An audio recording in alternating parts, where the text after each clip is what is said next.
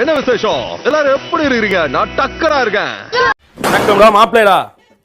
இவன் ஏன் வினோதமா இருக்கான்னு இப்பதான் புரியுது. அதே வினோதமான ஹேர் கட்டு, ராக்லியை விட இன்னும் பெரிய புருவங்கள்.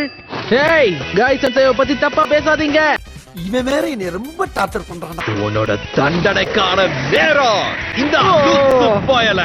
ஆளு பக்கமா இருக்கேன், கை மாத்திரம் பக்கத்தூர் வரைக்கும் போயிட்டு வருது.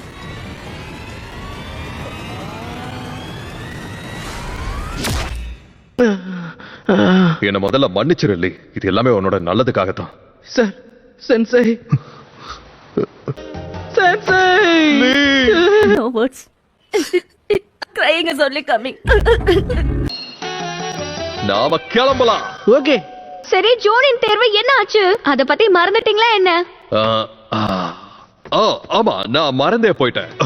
ஐயோ மகனே, அத பத்தி யோசிக்கவே இல்லையே.